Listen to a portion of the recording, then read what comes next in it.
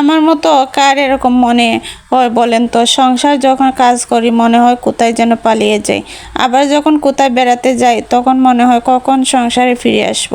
সংসার আসলে একটি মায়া, যতই জায়গায় যাই না কেন সংসারের মায়া আমাদের পিছন ছাড়ে না। আমার মনে হয় সংসার চালানোর জন্য পারিশ্রমিক দেওয়া হলে তাহলে মেয়েরাই বেশি পেত।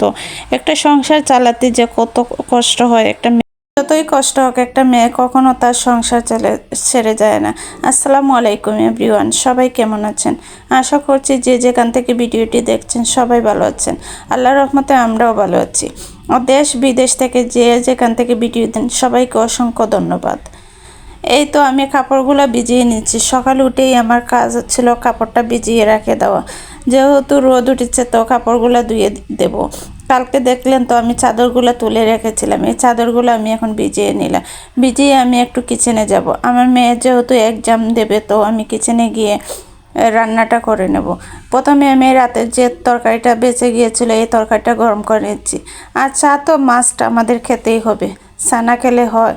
চাটা খাওয়ার পরে আমি এই তো পেঁয়াজটা বের করে নিলাম। আমি আজ বিরুন ভাত রান্না করব। আসলে জানি না কে কোন নামে এই চালটাকে চেনেন, তবে আমরা বিরুন চালই বলি। তো আমার মেয়ে খুব পছন্দ করে, আমার আম্মুও পছন্দ করে। তো আমি পেঁয়াজগুলো কেটে নিয়ে এখন আমি বিরুন চালটা এই চালটা রান্না করতে বেশি সময় লাগে না, শুধুমাত্র অল্প ভেজে রান্না করলেই হয়ে যায়। আর এতে সামান্য খিচুড়ি মশলাও দিয়ে দেব। প্রথমে আমি পেঁয়াজটা লবণ দিয়ে ভালো করে ভেজে নেব, আর পরে আমি চালটা দিয়ে দেব। চালটা দেওয়া হয়ে গেলে কিছুটা ভেজে আমি সামান্য খিচুড়ি মশলা দিয়ে দেব। এতে খেতে ভালো লাগে, এমনিতেও খাওয়া যায়। একদিকে আমার মেয়ে এক্সামের জন্য রেডি হয়ে যাচ্ছে, ও এক্সামে চলে যাবে। প্রায় 9:30 মতো বেজে গেছে, আর ও একটু আগেতেই এমনিতেই যায়। জানি না ওর আগে না গেলে নাকি ওর ভালো লাগে না। আমি ওদিকে একটু রাগ করছি যে এত আগে যাওয়ার কি প্রয়োজন, একটু পরে গেলে তো হয়। স্কুলটা যেহেতু একদম বাসার কাছে না, ও সব সময় আগে যাবে। ও নাকি সিট পায় না, তো আগে গিয়ে ও সিটটা নিয়ে নেয়। আর এক্সামে তো এমনিই সিট ফেলে দেয়, যার যার সিটে সবাই বসবে, কিন্তু ওই যে বান্ধবীগুলো আছে ওদের সাথে সময় কাটানোর জন্য একটু আগেই যায়। তো আমি রান্নাটা বসিয়ে দিচ্ছি, আর দেখেন আমি চালগুলো খুব ভালো করে ভেজে নিচ্ছি। চালগুলো ভালো করে ভেজে নিলেই মনে হয় এই রান্নাটা ভালো হয়। এই ধরেন পোলাও বিরিয়ানি যেভাবে আমরা চালটা ভাজি এইরকম করে চালটা ভেজে নিচ্ছি। এরপরে খিচুড়ির মশলাটা দিয়ে দিচ্ছি।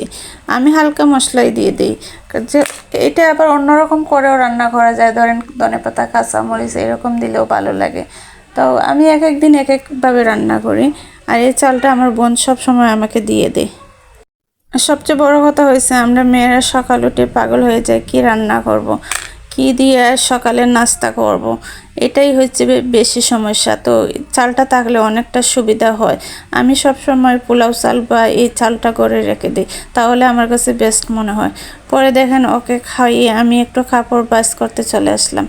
ধোয়া কাপড়গুলো আমি রেখে দিয়েছিলাম, তো কাপড়গুলো আমি ফোল্ড করে নেব।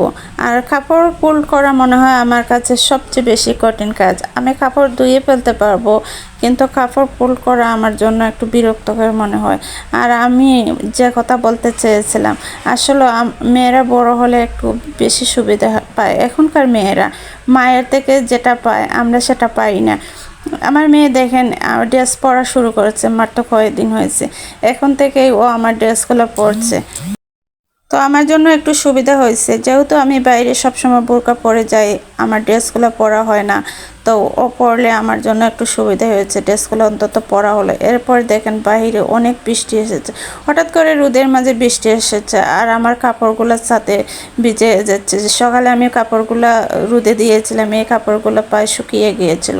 তো আর কি করার, কাপড় তো আর ভিজে গেল। এরপরে দেখেন মেলায় গিয়েছিলাম, মেলা থেকে আমি এই যে মোরালি বলে, আমরা মোরালি বলে, জানি না আপনারা কি বলেন, এইগুলো নিয়ে এসেছিলাম। আর এটা আমার খুব পছন্দ, আমি বাচ্চাদের মতো এগুলা মাঝে মাঝে খাস করি আর এগুলা খাই। এরপর আমি এগুলা বক্সে রেখে দিচ্ছি। কাল যেহেতু বিরিয়ানি খেয়েছিলাম আর খাওয়া হয় নাই, তাই রয়ে গেছে এখানে।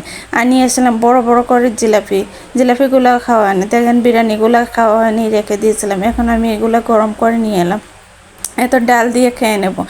জানি না কালকে খেতে একদমই ভালো লাগে না এই বিরিয়ানিটা। এত ভালো রেস্টুরেন্ট থেকে নিয়ে এসেছিলো, কিন্তু খেতে এত বাজে লাগছিল। ঘিটা অনেক বেশি দিয়েছে, মানে ডালটা। এরপরে এখন ডাল দিয়ে খেতে বেশ ভালোই লাগছে, তো আমি ডাল দিয়ে খেয়ে নিচ্ছি, খেয়ে আমি ওষুধটা খেয়ে নিব। আর এই খেতে খেতে ওজনটা এত বেড়ে যাচ্ছে, জানি না কীভাবে আবার ওজনটা কমাবো। শেষ করে আমি থালা বাসনগুলো ধুয়ে নিলাম। এরপরে আমি বেডটা গুছিয়ে এখানে আমি বৃষ্টি দেখতে লাগলাম। আসলে বৃষ্টি দেখতে কিন্তু ভালোই লাগে, বৃষ্টিতে ভিজতে এখন আর ভালো লাগে না, যেহেতু আমার বৃষ্টির পানিতে অ্যালার্জি, তো আমার বৃষ্টি দেখতে এখন ভালো লাগে না। সরি, বৃষ্টি দেখতে ভালো লাগে কিন্তু ভিজতে ভালো লাগে না, তাই বসে বসে দেখছি। আর ছোটোবেলা কত বৃষ্টিতে ভিজেছি, অনেক ভালো লাগতো। আর ভিডিওটি তোমাদের কেমন লাগলো অবশ্যই কমেন্ট করে জানাবেন। ভিডিওটি দেখার জন্য ধন্যবাদ। আল্লাহ হাফেজ।